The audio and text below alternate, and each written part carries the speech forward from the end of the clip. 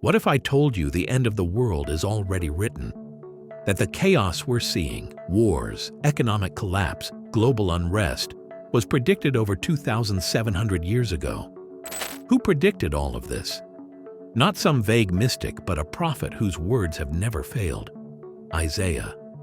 He didn't just predict the coming of Christ. He foresaw the rise and fall of empires, the shaking of nations, and the ultimate conflict between good and evil. And every sign points to one terrifying truth.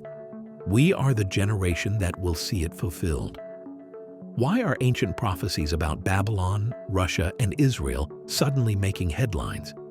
Isaiah lived in an unstable time, walking the streets of Jerusalem more than 700 years before Christ. His people were rebellious and engulfed in wealth, corruption, and idolatry. However, Isaiah's prophecies weren't merely warnings aimed at ancient Israel. They reached far beyond that, extending into the future. Some were fulfilled with uncanny accuracy, such as the arrival of Jesus in Isaiah 53. Others? The clock is ticking, and we are still waiting. Isaiah foresaw a day when morality will be completely reversed, with good being referred to as evil and evil as good. Isaiah also prophesied an economic collapse, with few survivors, failing enterprises, and abandoned cities. A terrifying image of a world in ruins is presented in Isaiah 24, 1-3. This is where things start to get really scary. Isaiah foresaw international wars, nations rising against one another, and conflicts that would shake the whole world. We can hardly imagine the chaos and destruction described in Isaiah 17:12-14. But then something even darker emerges, a merciless leader, a liar who will enchant many people across nations. However, just when it looks like there is no hope left, a figure emerges in the distance. Isaiah saw more than just judgment. He saw salvation. Jesus, the Messiah, will come one day to establish his kingdom. Isaiah 11:6-9 paints a picture of a future in which lions and lambs coexist, where war and suffering come to an end, and where peace is a reality rather than a fantasy. Can you even imagine it? Isaiah's prophecies are some of the most well-documented prophecies of the Old Testament. Moreover, Isaiah 65's concluding lines give us one final glimpse into the future. Isaiah 65:17-18 says, "See, I will create new heavens and a new earth. The former things will not be remembered, nor will they come to mind. But be glad and rejoice forever in what I will create. For I will create Jerusalem to be a delight and its people a joy." No more sorrow, no more suffering. Infant mortality and premature death are eliminated. If someone dies at 100, they will be considered young. Through the millennium, life expectancy will increase, and believers will only experience wealth. No more fruitless work, no more children lost to tragedy or conflict. The blessings of the Lord will flourish for both parents and kids. He will answer before they even call, and he will hear what they have to say. Lambs will graze alongside wolves. Like oxen, lions will eat straw. The predator-prey cycle is broken. God's sacred mountain, Zion, will be safe. No evil. The prophecy of a new heaven and earth is all about change, a total rejuvenation in which pain is eliminated and joy takes the place of misery. It is a hopeful vision of a new beginning in which God is completely present among his people. The phrase, "He will wipe every tear from their eyes." There will be no more death or mourning or crying or pain, for the old order of things has passed away. Sums it up wonderfully in Revelation 21. Envision a world free of suffering, sorrow, or death. A world so ideal that it is beyond human comprehension. That's the new earth that the Bible talks about. But here's where it gets even more intriguing. Revelation says, there was no longer any sea. No oceans? What does that mean? Some people think it's literal. There were no vast waters like there are now. Others claim it's symbolic, implying that there won't be any more chaos or interpersonal conflicts. The sea was viewed as hazardous, unpredictable, and even a border between countries in John's day. Could this prophecy foretell a world in which there is no fear, no uncertainty, no violence, and nothing separates us? And that's just the beginning. Take a peek around this new universe. It's completely different. The ocean has vanished. You continue walking in anticipation of feeling the well-known burden of sadness, but it never materializes. Death does not exist. The pain of loss is erased. No mourning. The cries of heartbreak and the pain of suffering are memories of the past. Here, joy is boundless. Your body also feels different. The pain, fatigue, and illness have vanished.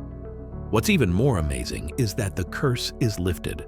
The unresolved burden of sin, the brokenness of creation, and the never-ending challenges of life. Finally, you raise your gaze to the sky, anticipating the creeping darkness of dusk. But it never appears. There is no longer any darkness. Time has no effect on the eternal light that surrounds the entire planet. The new Earth's geography will be completely different from what we have ever seen, changed into something incredibly lovely.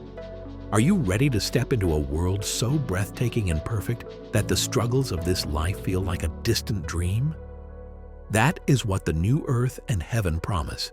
Everything will be recreated. There will be endless joy in God's presence rather than pain or sorrow.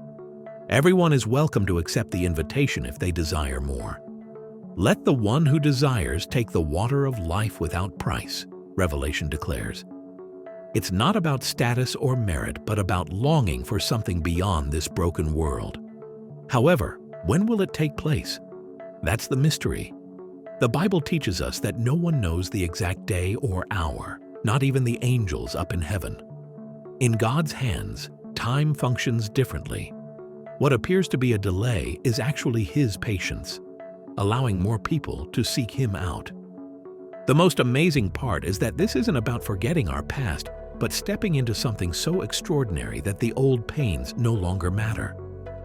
We will enter a new reality that is so full of love, light, and peace that all sorrow will be forgotten, much like a kid forgetting their fears in the warmth of dawn. This is more than just a dream. It's a promise. Imagine entering a world so magnificent that even the most brilliant diamond is nothing compared to it. This is the new creation, a world where every need and thirst is satisfied by the actual spring of life itself, not simply water. Revelation 21:5-6 declares, "Behold, I am making everything new." God's promise is trustworthy and faithful, even though it can seem too good to be true. Those who endure, who maintain their faith, will receive it all. They will be my children, and I will be their God. Revelation 21:7. The relationship that God offers the victorious people is like that of a parent and child. However, not everyone will be able to share this new utopia. Revelation 21:12-14. The holy city's towering walls served as a reminder of its residents' identity. Large and bright, its gates bore the names of Israel's 12 tribes, announcing that the faithful of the Old Testament would walk its streets.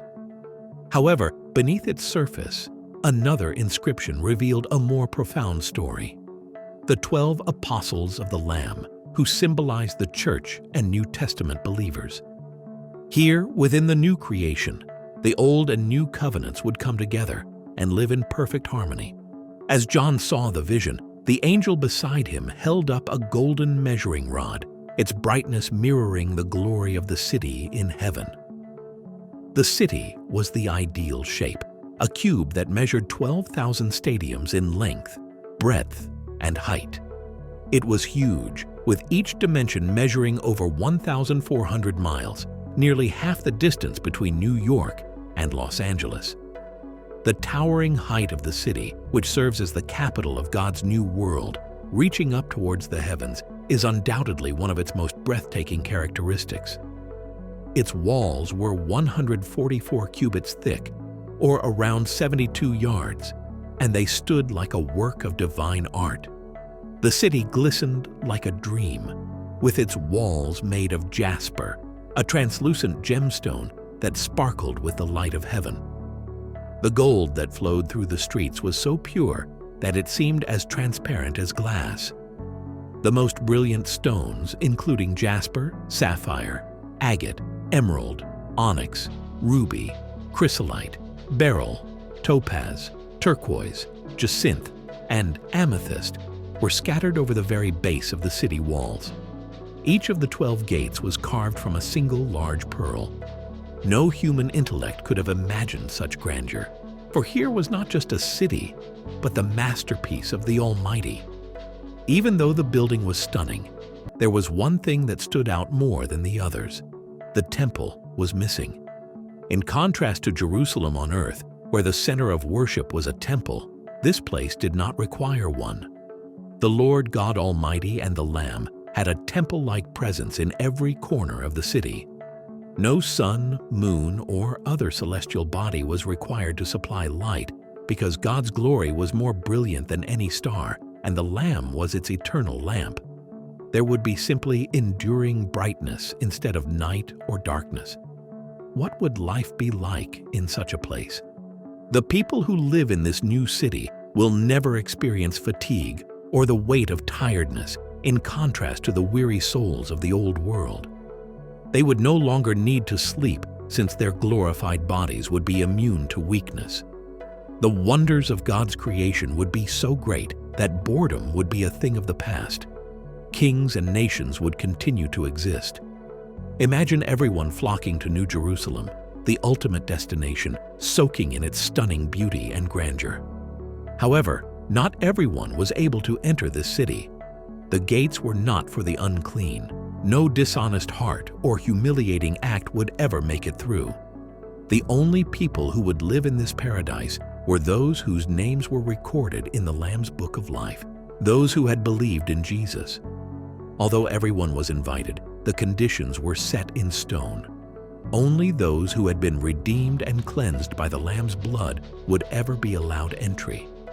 More than just a place of eternal rest, this new heaven served as the pinnacle of God's promise and the final act of redemption and restoration.